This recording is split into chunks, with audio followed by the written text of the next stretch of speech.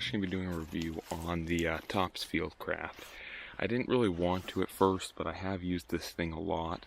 I hope you can see. I've been doing a lot of batoning with it and just generally using it a lot to just really see how it performs. And so I'm not really going to say anything too new on the knife. The main reason why I want to do a review is more or less to show what I've done to the sheath. As you can see, that's definitely not how it comes. If you get this thing out of box, the sheath, definitely this is not how it comes. Not to say I've modded it a whole lot, but I have changed it up a little bit. But first, to just kind of restate what everyone else states about this knife, it's really an awesome knife. You have great micarta scales, Kydex sheath come with it. 1095 steel. Some people think it's a little bit outdated nowadays, but it's still holding edge really well. I've abused this thing a lot and I haven't had to sharpen it at all. But then again, I have been stropping it after any heavy workout I've put it through, like batoning that.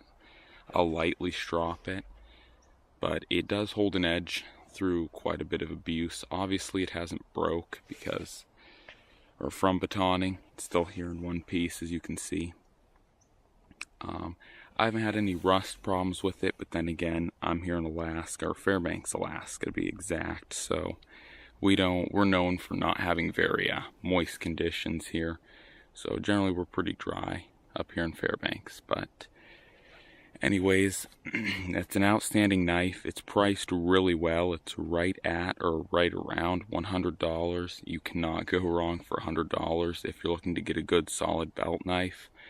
The only problem I have with it is sometimes, and this is sometimes, for some logs, because it's only a 4.6 inch blade, it can have trouble spanning the logs I work with. I mean, these things that it's sitting on, all these things it's sitting on, I mean, you can see it spanning this. One second.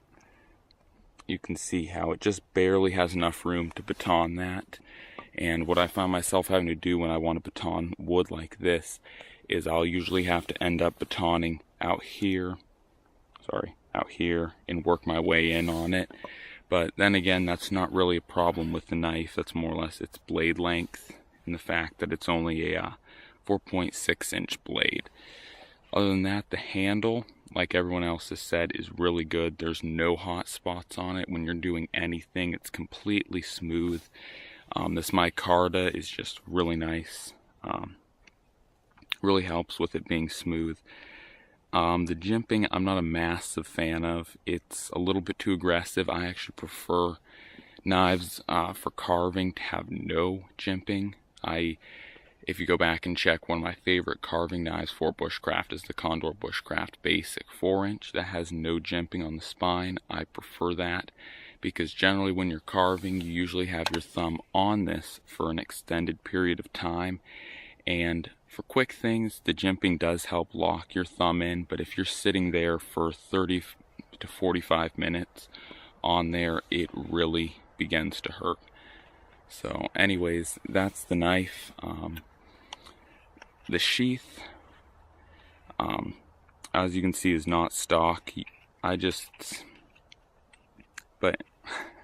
I'm trying to find a good way to explain this, but I just took the ferro rod holder that is usually right here, and I put it on the back here, as you can see, and I also took the ferro rod that they came with, and basically, I don't use that thing. I don't really like the magnesium with ferro rod. I just use a ferro rod itself.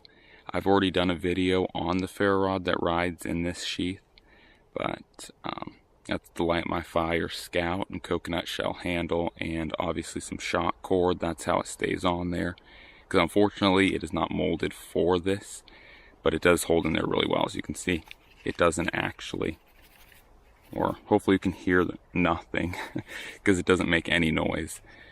Other than that, I haven't really done anything to the sheath. I really like the sheath system. Some people complain about this clip, and yeah, it can fail, but I've been using this thing now for like 8 months now, and it has yet to fail on me. so I don't have any problems with that. The retention is like all Kydex sheaths, perb, so you're not going to have a problem with the knife being retained or falling out.